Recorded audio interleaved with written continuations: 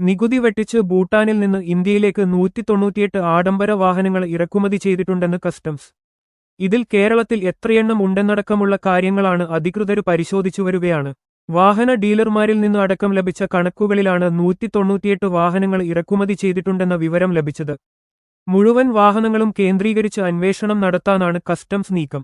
പരിശോധന തുടരുന്നതിനിടെ സംസ്ഥാനത്തുനിന്ന് 20ഓളം ആഡംബര SUV വാഹനങ്ങൾ കസ്റ്റംസ് കസ്റ്റഡിയിലെടുത്തു. കോഴിക്കോട്, മലപ്പുറം ജില്ലകളിൽ നിന്നു മാത്രമായി 11 വാഹനങ്ങളാണ് പിടിച്ചെടുത്തത്. കസ്റ്റഡിയിലെടുത്ത വാഹനങ്ങൾ കരിപ്പൂർ എയർപോർട്ടിലെ കസ്റ്റംസ് ഓഫീസിലേക്ക് എത്തിക്കും.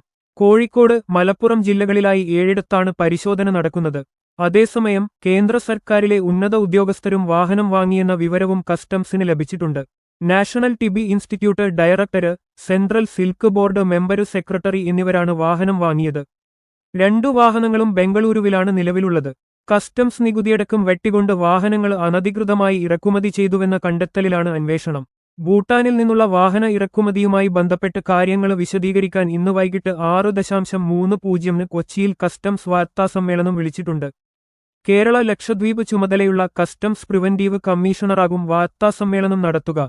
ഭൂട്ടാനിൽ നിന്ന് ആഡംബര കാറുകൾ നികുതി വെച്ചിട്ട് ഇന്ത്യയിലേക്ക് ഇറക്കുമതി ചെയ്യുന്നുണ്ടെന്ന കണ്ടെത്തലിനെ തുടർന്നാണ് രാജ്യവ്യാപകമായി കസ്റ്റംസ് റെയ്ഡ് നടത്തുന്നത്. മലയാള സിനിമാ നടന്മാരായ പൃഥ്വിരാജിന്റെയും ദുൽഖർ സൽമാന്റെയും വീടുകളിൽ കസ്റ്റംസ് റെയ്ഡ് നടക്കുന്നുണ്ട്.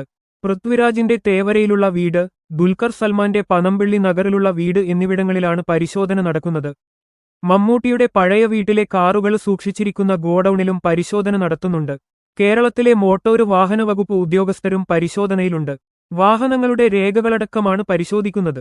നടന്മാരുടെ വീടുകളിലടക്കം കേരളത്തിൽ 30ഇടങ്ങളിലാണ് കസ്റ്റംസ് ഇന്ന് പരിശോധന നടത്തുന്നത്.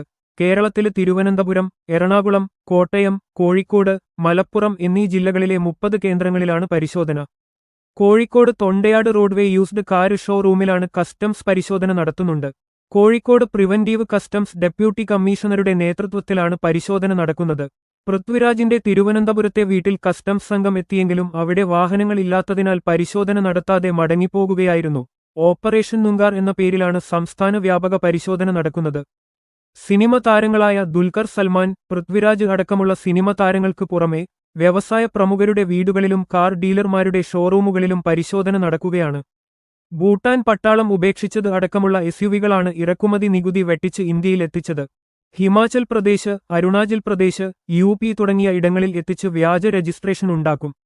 പിന്നീട് രാജ്യത്തെ പല ഭാഗങ്ങളിലേക്കും എത്തിച്ച് രജിസ്റ്റർ ചെയ്യും. ഈ വാഹനങ്ങളാണ് സിനിമ താരങ്ങളും വ്യവസായികളും വാങ്ങിക്കൂട്ടിയത്. റവന്യൂ ഇന്റലിജൻസും കസ്റ്റംസും ഏറെക്കാലമായി നടത്തിയ രഹസ്യ വിവരശേഖരണത്തിന് ഒടുവിലാണ് ഇന്നത്തെ റെയ്ഡ്. മറ്റ് രാജ്യങ്ങളിൽ നിന്ന് വാഹനങ്ങൾ ഇറക്കുമതി ചെയ്യാൻ 200% തീരുവ അടയ്ക്കണം. സെക്കൻഡ് ഹാൻഡ് വാഹനങ്ങൾ രാജ്യത്ത് ഇറക്കുമതി ചെയ്യാനുള്ള അനുമതിയുമില്ല. ഇതെല്ലാം മറികടന്നുള്ള വൻ റാക്കറ്റ് തട്ടിപ്പിന് പിന്നിൽ ഉണ്ടെന്നാണ് വിവരം.